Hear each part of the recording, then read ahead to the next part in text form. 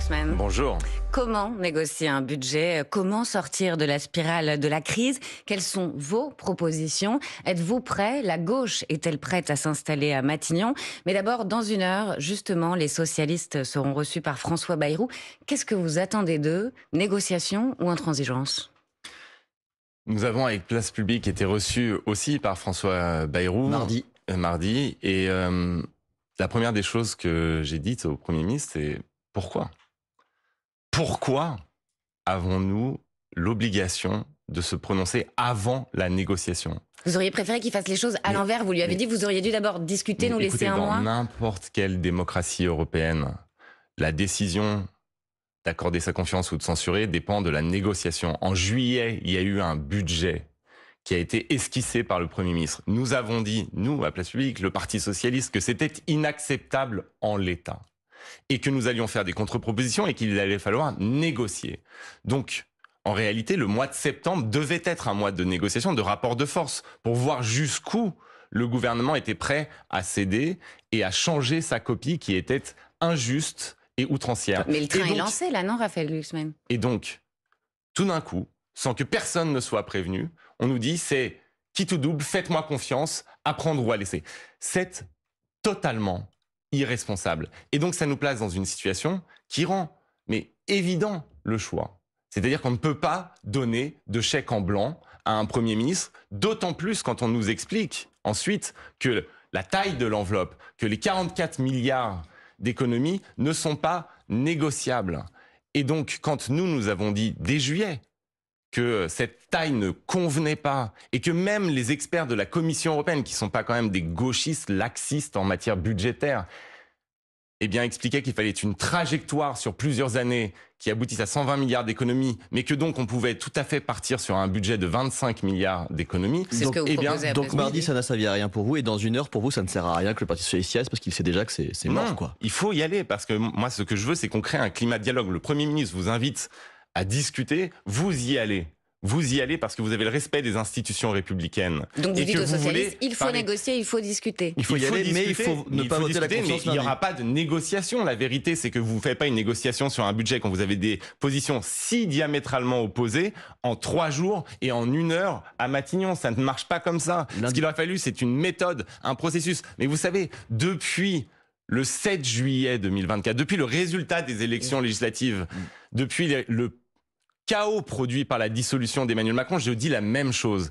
Il faut changer de mentalité. Désormais, plus personne n'a la majorité et donc le gouvernement de droit divin, ça n'existe plus. Quand vous êtes Premier ministre et que vous n'avez pas de majorité, eh bien ce que vous devez faire, c'est entrer dans une négociation sérieuse pour voir si un compromis est possible. C'est pas ce qui se passe. En fait, c'est comme si les dirigeants du bloc dit macroniste, qui avaient l'habitude de gouverner avec une majorité pléthorique, n'arrivent pas à comprendre la situation politique issue des élections et qui n'arrivent pas à changer leur manière de gouverner. Vous dites vous-même qu'ils ne sont pas d'accord entre eux, Paul, le Premier ministre, les socialistes. Je crois qu'on va écouter François Bayrou.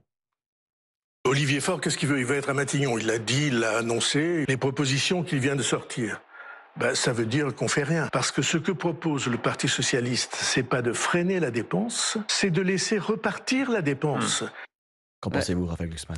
Mais quand vous avez un parti d'opposition qui fait des propositions, des contre-propositions, ce que vous devez faire, c'est dire, bon, évidemment, je ne suis pas d'accord avec ça, dit le Premier ministre, on va en discuter et on va voir comment on peut aboutir à quelque chose qui sera un compromis.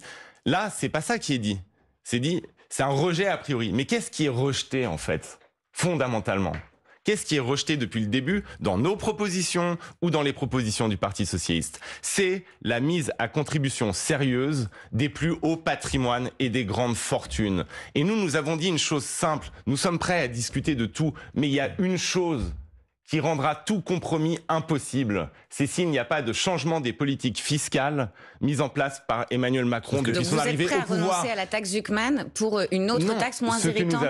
Ce que nous avons dit, c'est que nous posons ça sur la table et que ensuite, moi j'attends une contre-proposition. Il y a la taxe Zuckman. Renaissance, le Premier ministre, le Président disent c'est impossible. Qu'est-ce qu'ils proposent ? Parce que nous, ce qui est certain, c'est qu'il n'y a pas de compromis possible si l'effort qui est demandé à la France et aux Français n'est pas juste. Et ce qui est juste, ce qui est la base même de la justice, c'est que ceux qui ont multiplié par 2 leur fortune colossale déjà de ces 8 dernières années, eh bien, soient mis à contribution d'abord. Lundi soir, c'est la seule, mais vous savez, c'est pas simplement une lubie. C'est pas simplement une lubie, c'est la seule manière de rendre l'effort commun acceptable. C'est que tous les Français, toutes les Françaises voient que ceux qui ont le plus sont mis le plus à contribution. Lundi soir, excusez-moi de vous interrompre, lundi soir, nous n'aurons sans doute plus de Premier ministre, sauf vraiment une surprise absolument colossale. Quelle personnalité faut-il à Matignon, de droite ou de gauche? Moi, je veux une personnalité de gauche. On a eu 2 gouvernements minoritaires de droite successifs. Ça a échoué. C'était un problème de politique, c'était un problème de méthode. On peut essayer autre chose. Un Premier ministre de gauche qui annonce d'emblée une méthode. Et la méthode, c'est celle du compromis, c'est celle du dialogue. Vous dites comme Dominique de Villepin, c'est le moment d'essayer la gauche, on n'a pas essayé? C'est le moment de 2 choses. D'essayer la gauche, mais c'est surtout le moment d'essayer une autre méthode, une autre manière de gouverner ce pays. Quand vous n'avez pas de majorité, eh bien vous ne pouvez plus gouverner de manière moi ou le chaos, comme le font les dirigeants français de manière traditionnelle. Et en fait, ce à quoi on assiste en ce moment, c'est une crise politique qui dure depuis le 9 juin 2024, depuis la dissolution, parce que la classe politique française, et au premier chef, ceux qui dirigent le pays, le président de la République, les premiers ministres successifs, refusent de changer la manière de gouverner. Oui, vous savez comment vous faites? Vous nommez un Premier ministre de gauche. La première des choses qu'il fait, il rassemble les forces politiques de l'Assemblée nationale à l'Assemblée nationale qui ont participé au front républicain des dernières législatives. Et il leur dit maintenant, il va falloir construire un budget. Mais en quoi un budget pour ce pays. Mais comment un Premier ministre de gauche pourrait durer plus longtemps? Avec quelle majorité? Comment il fait? En fait, c'est pas un Premier ministre de gauche ou un Premier ministre de droite ou un Premier ministre du centre. La seule manière de durer, c'est de mettre son orgueil dans sa poche. Mais les politiques sont incapables de faire ça, ils nous l'ont prouvé toutes les dernières années. Par quelle magie pourraient-ils tous mettre leur orgueil dans leur poche? Et c'est tout le problème de la classe politique française. C'est qu'en réalité, elle est incapable de comprendre ce qui se passe. Elle est incapable de se comporter comme on se comporte dans les autres démocraties européennes. Vous savez, moi, mes collègues au Parlement européen, quand ils ont vu la composition de l'Assemblée nationale après la dissolution, ils sont tournés vers nous, ils nous ont dit « c'est difficile ». Mais honnêtement, il n'y a rien d'anormal pour nous. Mais Raphaël, on aurait été capable de faire un compromis. Vous parlez comme si c'était évident pour votre camp, excusez-moi, parce que vous appelez au dialogue comme si c'était une évidence. Vous voyez bien qu'à gauche, personne ne veut négocier. Et Olivier Faure, il dit il faut un Premier ministre de gauche, mais avec un gouvernement uniquement fait de ministres de gauche, pas de ministres macronistes, pas de ministres de droite. Donc quel message vous leur adressez aux socialistes aujourd'hui? Vous êtes le seul à dire ça. J'ai aussi entendu que une discussion sera engagée de manière immédiate avec les autres forces politiques à l'Assemblée nationale et que la stratégie serait celle du compromis. Moi, c'est ce que je dis depuis le 7 juillet. Alors, il faut peut-être que je le dise en italien, en espagnol. Mais j'ai entendu qu'il allait sur cette voie-là. Avec un gouvernement exclusivement de gauche, chimiquement pur. Vous êtes d'accord avec cette idée? Il faut un gouvernement exclusivement de ministres de gauche? Vous, dans votre gouvernement, il n'y aurait que des ministres de gauche? Alors déjà, je vais vous dire, je ne pense pas qu'il y aura mon gouvernement, donc je peux vous avez aucun contact avec le président là-dessus pour tenter? Non, j'ai aucun contact avec aucun émissaire. Aucun contact. Vous n'êtes pas candidat à Matignon? J'ai aucun contact avec le président de la République et je vais vous dire une chose très simple. Je pense que de toute façon, la personnalité qui doit faire un travail qui est très ingrat, hein, et vous avez dit que c'était pas le propre de la classe politique française d'être capable de faire ce type de travail. Il ne doit pas être suspecté d'avoir des ambitions pour la suite. Parce que sinon, les forces politiques, a priori, de toute façon, refuseront de lui faire des cadeaux. Donc ça ne peut pas être vous, Raphaël Glucksmann, parce que vous avez des ambitions pour la suite. Non, mais ce qu'il faut, je serais suspecté de ça. Ce qu'il faut, c'est quelqu'un qui est capable de se dire, ce ne sera pas le grand soir. Nous ne pourrons pas mettre en place les grandes transformations écologiques et sociales. Nous le savons, dont notre pays a besoin. Ces grandes transformations, elles seront décidées au moment des élections nationales, que ce soit des législatives anticipées ou le cycle normal, c'est-à-dire 2027. Mais donc si le président de la République vous le proposait, il faut bien gérer le pays.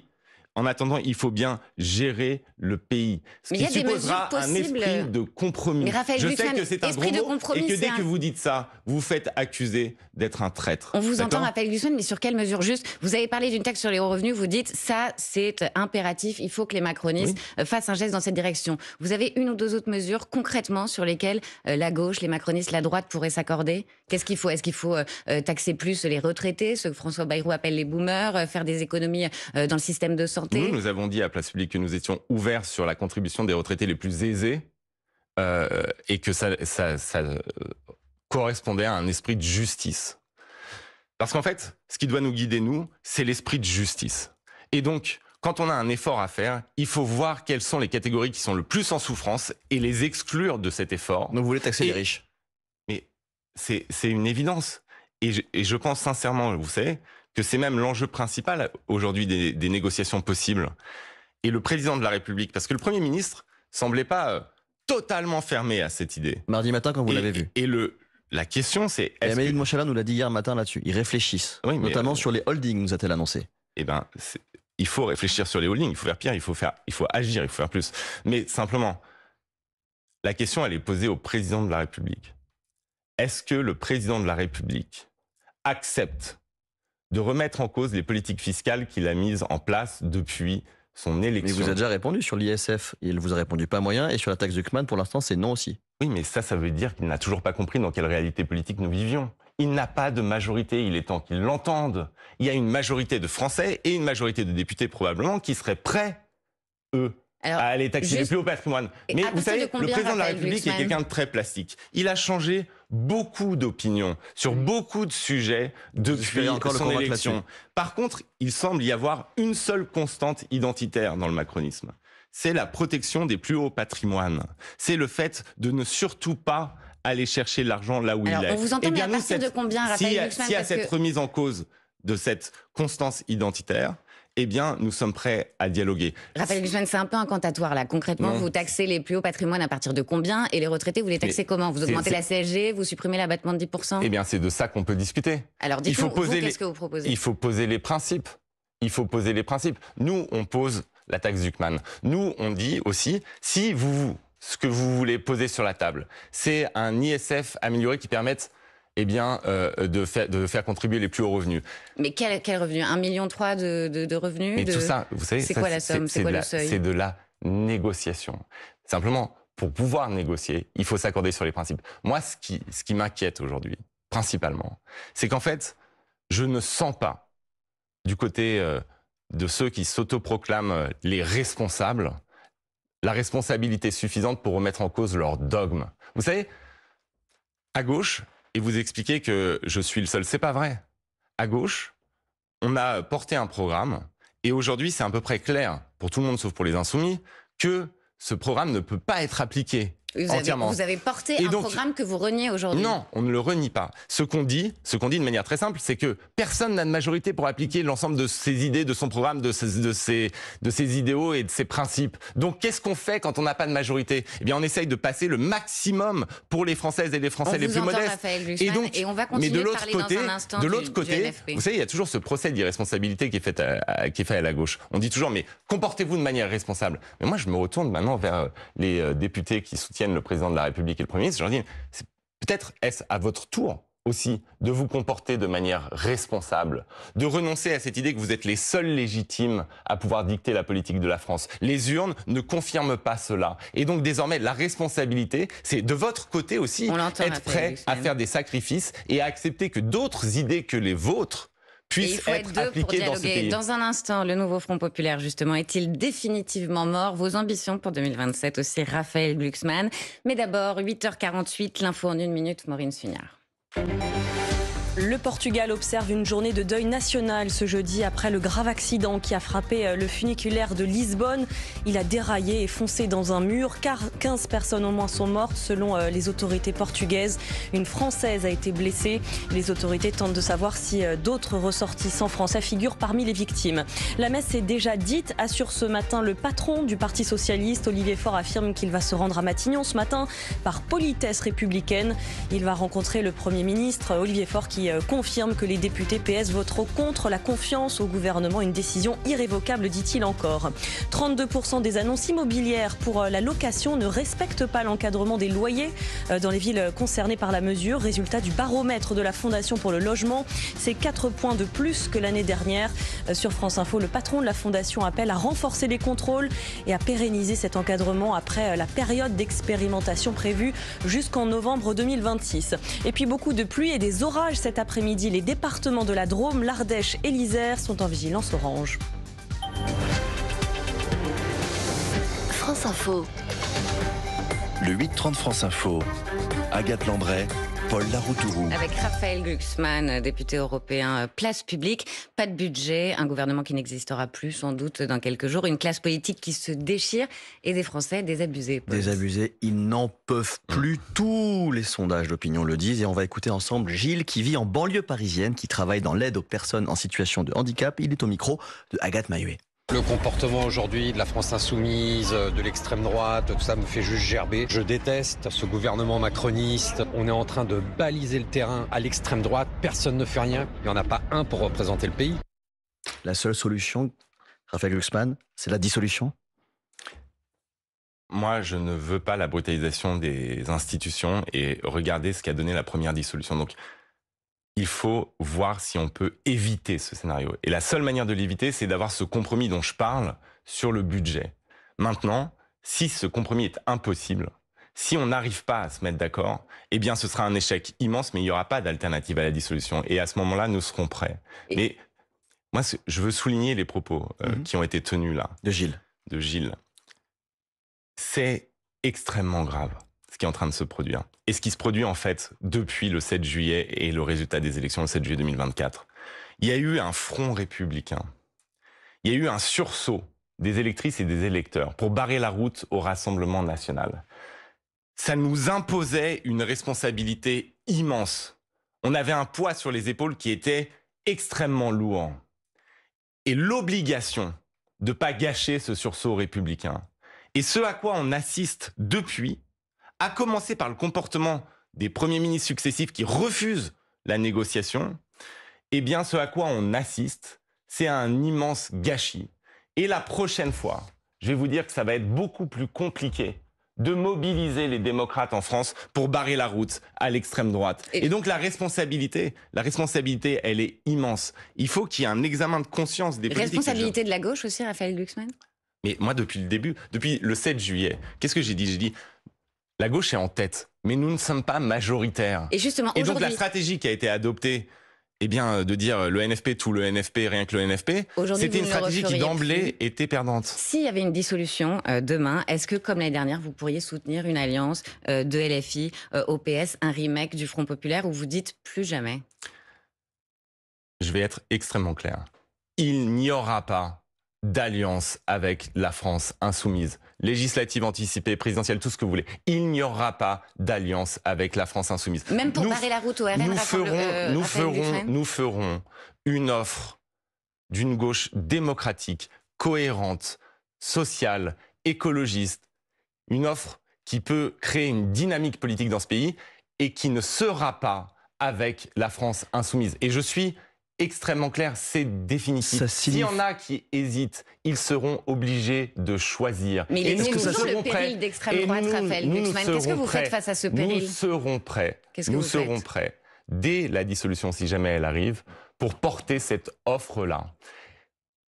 Face à l'extrême droite. Qu'est-ce qui a changé ? Le péril d'extrême droite, il est toujours là. Ça veut dire qu'en cas de duel LFI-RN, vous faites quoi ? Vous n'appelez pas à voter LFI ? Là, ce que je vous explique, c'est qu'il n'y a pas d'accord. Vous nous expliquez que ça signifie que vos divergences avec Jean-Luc Mélenchon sont plus fortes que l'impératif du Front républicain. Non, c'est ça que vous nous dites ce matin. Non, pas du tout. Mais regardez, est-ce que vous me posez la question, allez-vous faire un accord avec Bruno Retailleau ? Je vais vous répondre non. Est-ce qu'au deuxième tour, s'il y a un candidat du coup, il n'y a face plus de au Front Rassemblement républicain national, Raphaël Glucksmann, il n'y a plus de Front républicain. C'est pas un accord, le Front républicain, c'est un désistement de deuxième tour, c'est un vote de deuxième tour. Donc s'il y a un second tour LFI-RN, vous voterez LFI ? Moi, je voterai toujours contre le Rassemblement national. Donc vous voterez LFI, Raphaël Glucksmann ? Je voterai droite, LFI, tout ce que vous voulez, mais contre le Rassemblement national. Ce que je dis, c'est que un accord national de premier tour face au Rassemblement national est contre-productif. En fait, je vais vous dire une chose. Quand vous prenez, parce que j'entends des gens qui disent « oui, Raphaël, il a raison. Il faut pas d'accord national avec l'AFI, sauf dans les circonscriptions où il y a une menace RN. Et donc là, dès le premier tour, il faudrait s'allier. Mais je réponds une chose très simple. Oui, notre priorité, c'est de battre l'extrême droite. Mais dans une circonscription où il y a une menace du RN, quel est le pire candidat possible au deuxième tour face au RN? Mais c'est évidemment un candidat LFI. Et donc, si vous voulez battre le RN, il faut précisément qu'il n'y ait pas un candidat LFI face au RN. Justement, à propos de LFI, on aimerait vous faire écouter la députée LFI de Paris, Sophia Chekirou, interrogée par l'émission Quotidien. Moi, je ne considère pas que la Chine est une dictature. La liberté d'expression en Chine est aussi menacée, à mon avis, que celle qu'on a en France. Moi, je ne considère pas que la Chine est une dictature. La liberté d'expression est aussi menacée en Chine que celle qu'on a en France. Et vous voudriez, honnêtement, qu'on aille devant les Françaises et les Français en disant « Nous allons gouverner le pays avec Madame Chekirou et ses amis ». Ces gens-là ne font plus la différence entre une dictature et une démocratie, ne font plus la différence entre la Chine et la France. Vous aimeriez que les filles de la désavouent et disent publiquement qu'ils ne sont pas d'accord? Ils passent sous silence la déportation des Ouïghours, la répression à Hong Kong, la mise en prison de l'ensemble des dissidents. Il passe sous silence le fait que la Chine est une menace à la fois politique, géopolitique et aussi économique pour nos pays. Et ça vient après un rapport porté par Mme Chekirou à l'Assemblée nationale qui était lunaire, totalement apologétique de la dictature, oui je le répéterai, de la dictature du Parti communiste chinois. Mais ça vient aussi avec Jean-Luc Mélenchon qui explique que Zelensky, le président ukrainien, n'est plus président de rien. Et qui reprend mot à mot la propagande de Vladimir Poutine. Alors est-ce que nous allons porter une offre politique commune avec ces gens qui ne font pas la différence entre les démocraties et les dictatures? Peut-être que leur place est à Pékin avec ce grand rassemblement de grands humanistes internationaux, depuis la Corée du Nord jusqu'à l'Iran en passant par la Chine et la Russie. Moi, je veux l'opposé de cela. Moi, je veux que la France soit le porte-drapeau de la liberté et du droit. Moi, je veux que l'Europe s'affirme, que l'Europe démocratique qu'on piétine, qui est piétinée à la fois par les États-Unis d'Amérique désormais et par les régimes autoritaires, que cette Europe démocratique s'affirme, qu'elle se dote d'une défense commune, qu'elle défende, qu'elle reprenne le flambeau de la liberté que les Américains ont complètement laissé à la poubelle. Moi, je veux que la France soit fidèle à son histoire. Vous savez, c'est le pays qui a déclaré que tous les hommes naissaient libres et égaux en droit. Et la gauche française, elle doit reprendre ce drapeau-là. Elle doit pas se coucher devant les tyrans. Vous avez dit en mars à propos de la présidentielle de 2027, je suis prêt à y laisser ma peau. Est-ce que vous le redites aujourd'hui? Moi, je suis prêt à laisser ma peau pour qu'il y ait une offre, de gauche, démocrate, pro-européenne, écolo, sociale. Mais est-ce que vous avez la personnalité, est-ce que vous avez les tripes pour être candidat à la présidentielle? Moi, j'ai les tripes déjà pour obliger toutes les forces politiques à choisir. Je sais que beaucoup de gens n'aiment pas choisir.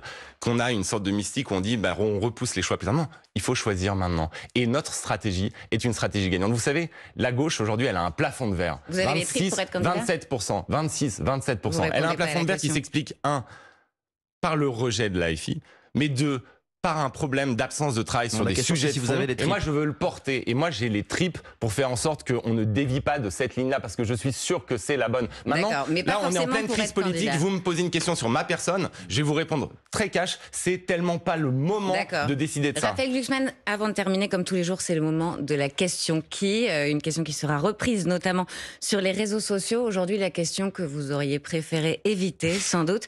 Est-ce que vous avez regardé votre compagne Léa Salamé au 20h et qu'est-ce que vous en avez pensé? Effectivement, c'est la question qui. Moi, j'étais extrêmement fier. Moi, je vais vous parler de manière très honnête. J'ai été extrêmement fier et j'ai trouvé que c'était un moment incroyable pour elle. Donc, c'est ma fierté pour elle, pour ce qu'elle représente, pour ce à quoi elle aspire. Je suis heureux de ce qu'elle fait, fier de ce qu'elle fait. Et on a toujours su être complètement séparés dans nos carrières.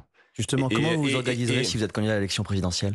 Là, effectivement, avec des si, on ne met pas rien en bouteille, mais là, effectivement, ça posera un problème. Mais elle l'a dit de manière très claire depuis le début. Mais pas encore vous, c'est pour ça que je vous pose la question. Ah non, mais c'est évident que ça sera, dans ce cas-là, un problème et une incompatibilité. Donc, quand j'ai fait une campagne aux européennes, elle s'était d'elle-même retirée pendant la campagne, et ça semble évident. Maintenant, j'aimerais vraiment dire une chose. On est en 2025, Et une femme n'a pas les opinions politiques de son mari. Et je peux vous garantir, d'ailleurs, qu'en l'occurrence, c'est probablement très vrai sur certains sujets. Vous n'êtes pas forcément d'accord sur tout politiquement? Ah bah non. Non. D'ailleurs, c'est un fait que je partage devant vous. En règle générale, je suis quand même extrêmement discret sur les affaires privées, un peu protestant, et je refuse d'en parler. Bon, vous me posez la question, oui, parce donc je suis bien obligé d'y répondre. Elle est politique. Et à la fin, je vous dis, il y aura pas de conflit d'intérêt en cas de, mais ce qui est certain, c'est que elle était une excellente journaliste avant même qu'on se rencontre, que moi je suis très fier d'elle. Voilà, je vous le dis. Merci. Raphaël Glucksmann, on a entendu votre message. Merci d'avoir répondu aux questions de France Info. Entretien à retrouver comme tous les jours sur YouTube. Vous restez avec nous dans un instant. Et je confirme que la question qui s'est pas donnée avant aux invités, parce que sinon je m'y serais préparé. Terminé l'interview, Raphaël Glucksmann. Restez avec nous dans un instant, c'est les informés avec Renaud Delis.